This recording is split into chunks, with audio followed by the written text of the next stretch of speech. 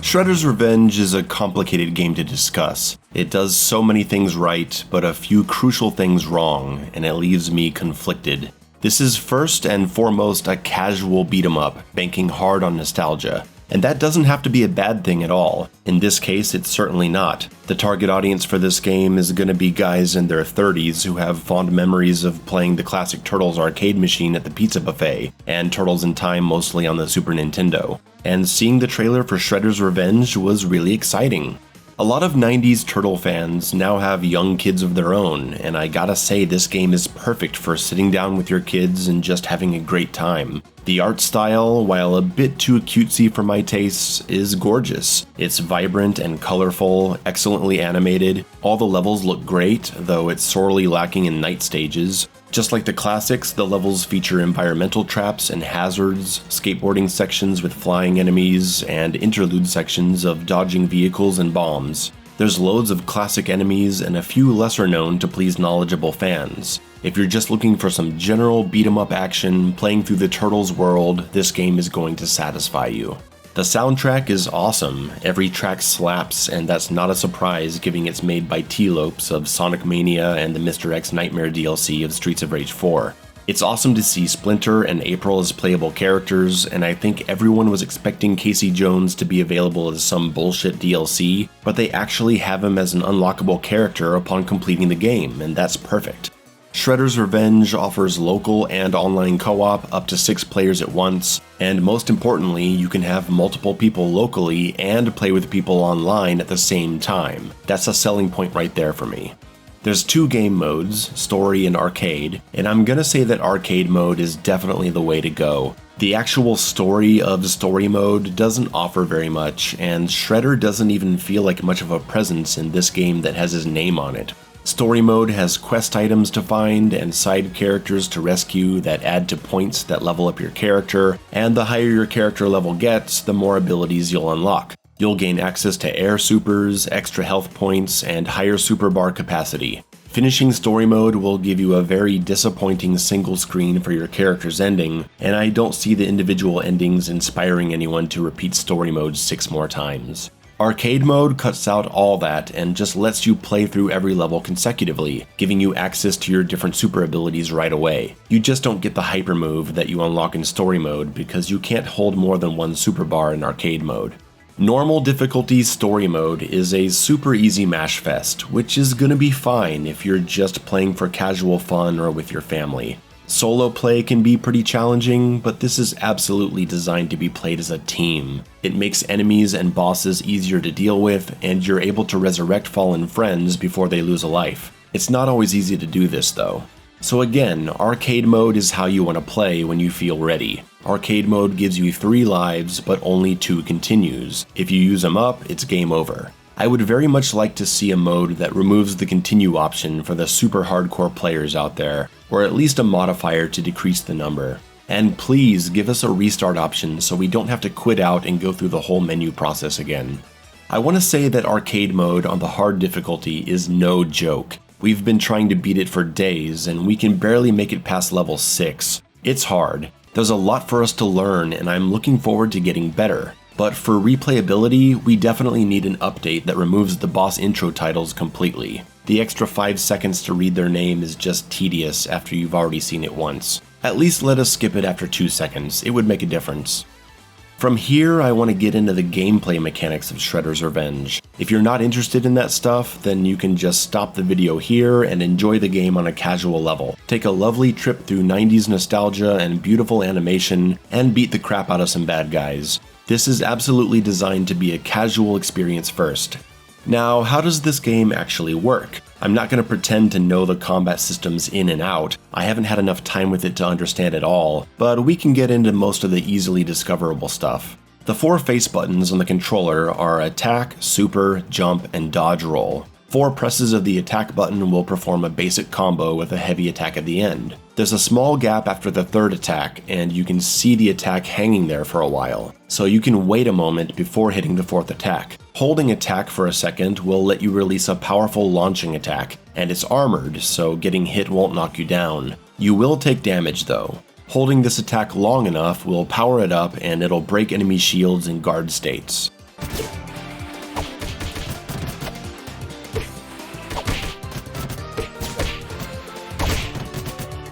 Air options are dive kick and a rising attack performed by hitting both attack and jump together, and if you double jump, you can do a multi-hitting descending attack, straight out of the old games. Some characters have unique versions of this, like Leonardo, whose version seems really damn good.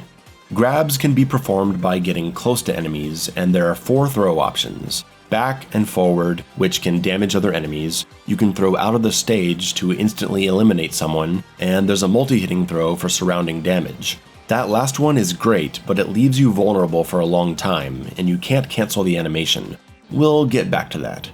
If you double tap forward, you'll run, and hitting attack will do a type of shoulder charge, which launches for an easy air juggle, and hitting jump will perform a slide, which I find to be very useful. It goes pretty far and knocks everyone down, but depending on your character, these attacks may cause knockdowns, air launchers, or standing stun states. Guys throwing stuff can be slid under to dodge their projectile, and the spinning mace guys absolutely need to be slid under or they'll smack you every time. I think it's a shame that the slide doesn't OTG. I feel like getting a small combo launch in the corner from a slide OTG would add a lot to the combo system. Additionally, the dodge roll connects to an advancing attack, one that actually curves to a nearby enemy, so you're not left whiffing your attack, getting punished for dodging an attack and trying to hit an enemy that just moved out of the way. Dodge roll and attack out of dodge appears to be a vital mechanic for surviving on the high difficulty because of all the enemies that will punish you for attacking too much. You'll back dodge to avoid attacks, especially from bosses, and then fly back in with a dodge attack to continue your offense. There's a lot of guys with armor or shields, and you can dodge through them to attack from behind. It stuns them and allows you to start a new combo, so you can start your offense, dodge attack to stun, and then launch into the air. If you're being hit, since there's no block option, you'll have to dodge out or sit there taking hits. Honestly, it feels like the bulk of the game is designed around this dodge mechanic, for better or for worse. After dodge roll, all you can do is dodge attack. You can't dodge roll and then jump, or run, or even super. If you want to do anything other than the one advancing dodge attack, you have to wait. It's really frustrating. I think dodge attack should only come out if you hold a direction and attack after a dodge. Otherwise, let us attack normally, or move, or whatever we need to do. This is most frustrating for me as a Donatello player because I'm trying to use my range to my advantage. If I do a dodge roll, I want to start attacking from that range, not slide in to be face to face where I'm at a disadvantage.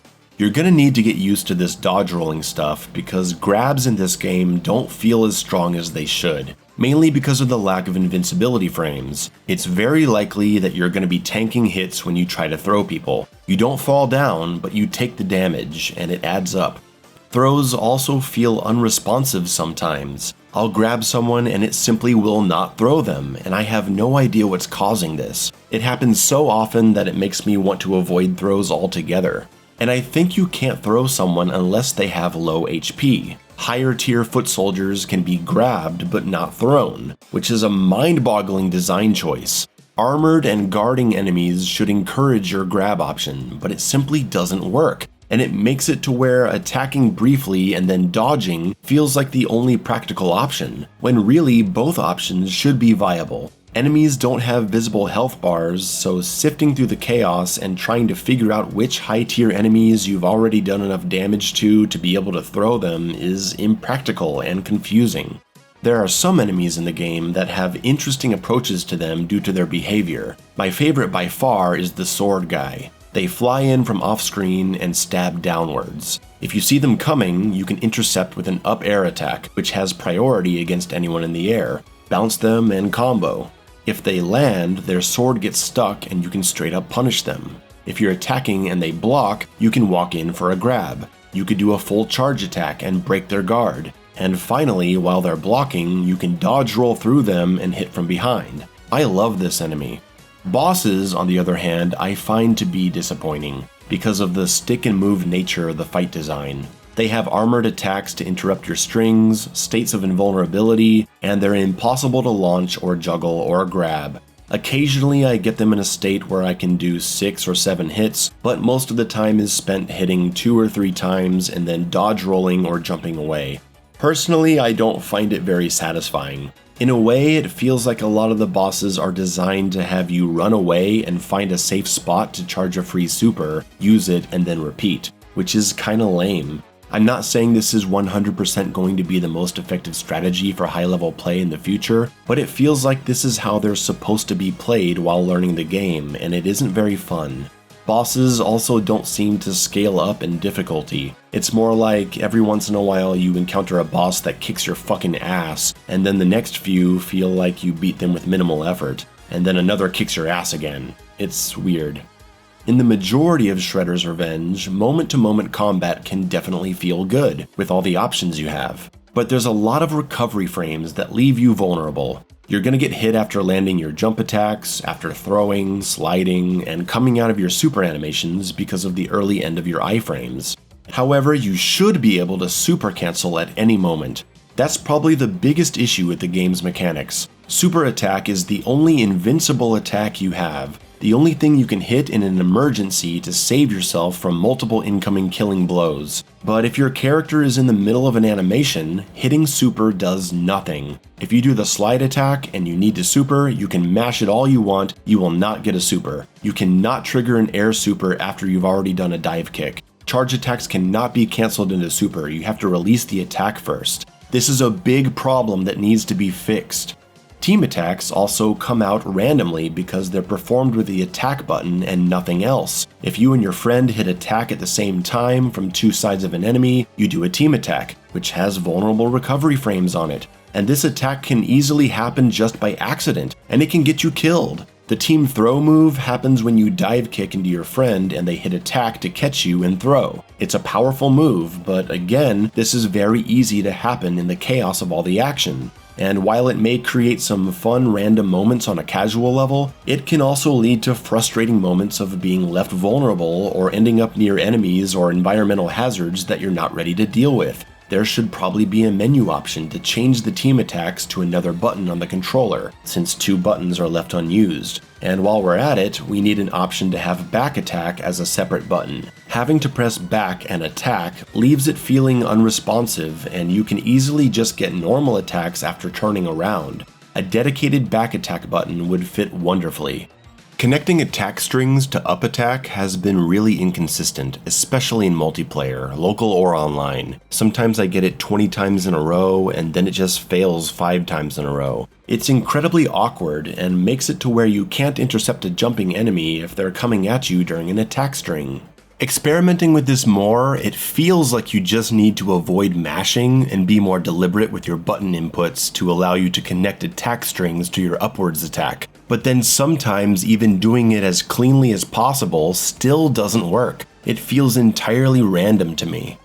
When you hit someone in this game, there's an exaggerated impact effect. You see it a lot in action games. In this game, it feels more pronounced, and when multiple players are hitting enemies, and you're hitting lots of enemies at once, there's a lot of stuttering going on. And I think this is what's totally fucking the inputs. I'll try to do the up attack after 2 attacks in my string, and it just doesn't happen. And you can't even dodge roll because you're stuck in this hitting state. The problem is that the other enemies are still moving and they can start attacking you, and you can't even dodge roll to avoid them. And since there's no instant super canceling either, you're screwed.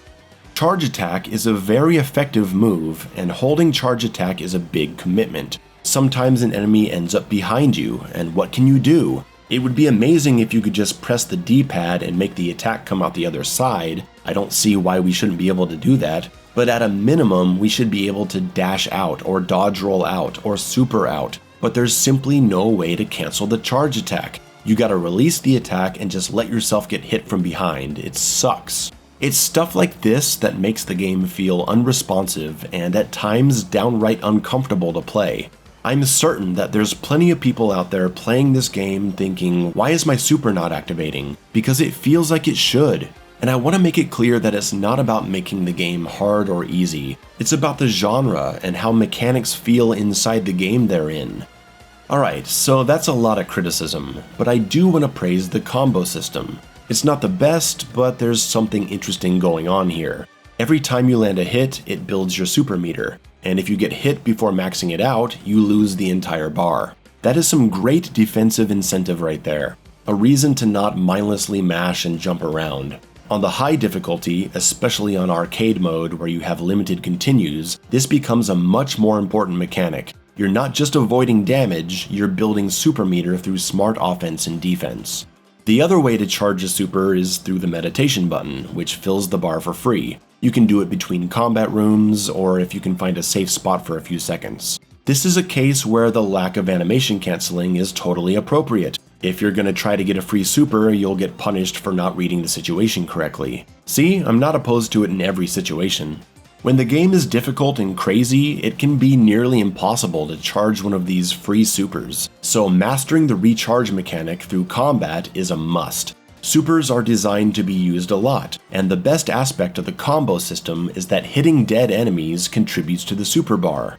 This is why it's actually a good idea to style on enemies if you can. Maybe only 4 hits is needed to kill a normal foot soldier, but if you can bounce him around and keep that juggle going with air attacks and slides, you can charge up a whole lot of your super bar. It's awesome. The combo counter itself, however, seems to be useless. It keeps track of your hits and changes colors the higher it gets, but it doesn't appear to do anything. And we'll touch on this topic a bit more near the end of the video. So I like that the combo system plays into the management of your super bar. I like that a lot, and I like all the attack options you have, putting aside my issues with how bad throws feel and the animation canceling issues. But I gotta mention, while these characters all feel good to play individually, as an ensemble they kinda don't, because they don't have much identity beyond aesthetics and very basic differentiators. Some characters are faster, some are stronger, some have more range, and that's about it. All of their charging attacks push the enemies back. They all have an up air attack and a dive kick. They all have a double jump and a multi-hit descending attack. All of their supers are basically the same. They all have a super where they hit everyone around them, one where they advance forward after a dodge roll, and one where they dive downwards to do splash damage on the ground. Everyone plays in the same style, and that is by far my biggest criticism from a gameplay perspective. Yes, I'm aware that all the turtles played very similarly in the classic games, but I think there's room here to set them apart a little more than they have here.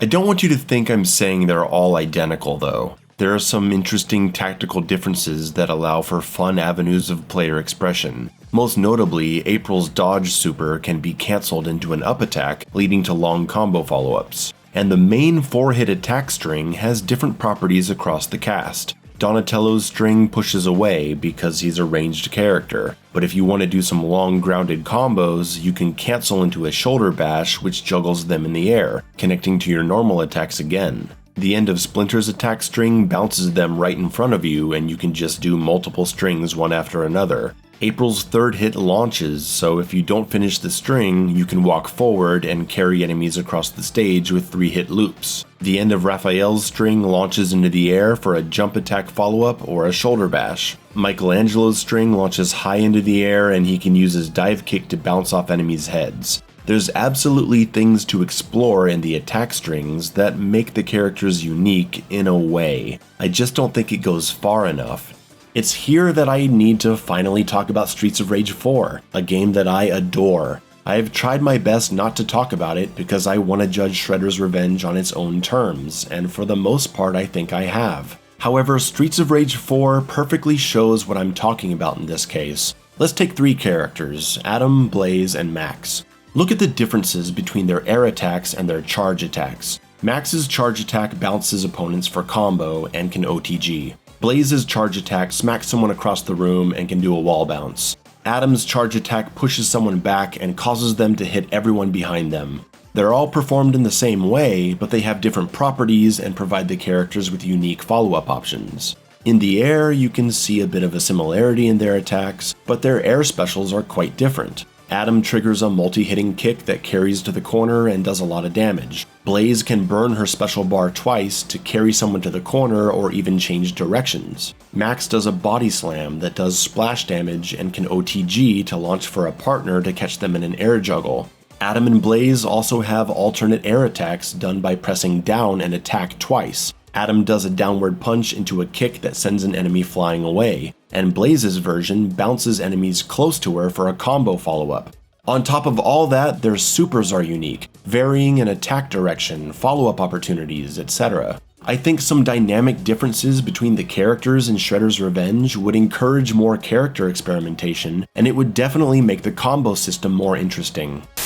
Okay, in editing, I feel like my point really isn't coming across, and people who are getting good at this game are gonna blow me up. So look, after playing Donatello for days and getting pretty good with him, I picked up Michelangelo, and he feels really different. The subtle differences in how his attack string works and how it connects to his shoulder bash and dodge attack really make the character feel like he has his own unique playstyle. On a deep technical level, there probably is a lot of difference between these characters. I guess what I'm saying is that I wish there were more obvious differences, stuff that was readily apparent without even diving into the deeper levels of gameplay. Because on a casual level, learning the game, due to the large similarity in supers, charge attacks, air attacks, and grabs, the characters really do feel kinda samey. Some more unique supers like Splinter's and April's dodge supers, and some more unique descending air attacks and grab options would go a long way in showing off character differences and make watching footage of this game more interesting too. While we're on Streets of Rage 4, I think it was a big missed opportunity not implementing a damage-based point system. I think it's fine that comboing dead enemies will only build super meter, but continuing your combo counter by attacking living enemies should yield some kind of benefit. If you get hit, you lose your combo streak. But who cares? Maintaining a big combo doesn't do anything. It doesn't activate rage mode or give a short damage buff to a friend or contribute to your point total. Streets of Rage 4 gives value to the combo meter by increasing your point multiplier the more enemies you kill during a combo, reflecting total damage in the change of color on the combo counter. More enemies killed while maintaining a combo, the higher your point total will be, which means you're closer to gaining an extra life. Shredder's Revenge desperately needs that system. Right now, you get 1 point for every enemy killed, no matter what you do. I think the longer you hold combos, taking into account how much damage you're doing, the point value should start to increase, maybe resulting in 1 of every 10 enemies giving 2 points instead of 1. And the more damage you accumulate, the better the ratio gets. 1 in every 8 enemies gives 2 points, 1 in every 6, something like that. And if you did that, you'd have to change the color coding system to reflect damage instead of hits.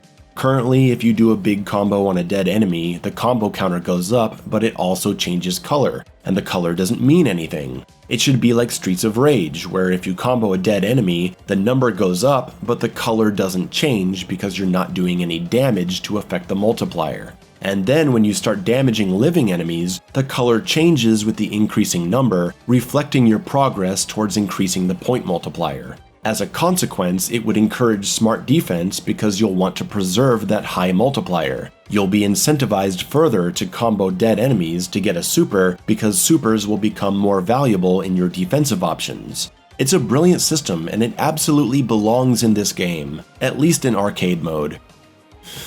Whew, I'll end it here. Shredder's Revenge overall is a pretty good game. It's got a lot of classic Turtles in Time attitude, but it's pretty different in terms of gameplay. It has a whole lot to offer casual audiences and general beat-em-up fans. But on the more serious level, things are quite mixed. I do think, however, that there's enough to keep you playing and trying to get better. I'd love to see certain things like the combo meter and animation cancelling reconsidered, and if that happens, this game will soar into the upper echelon of games I've played in recent years. Thanks for watching. I apologize for my voice. I have a throat infection and I'm forcing this video out. I recommend everyone try this game. It's obviously made with a lot of passion and it's easy to have a good time with it. Cowabungo.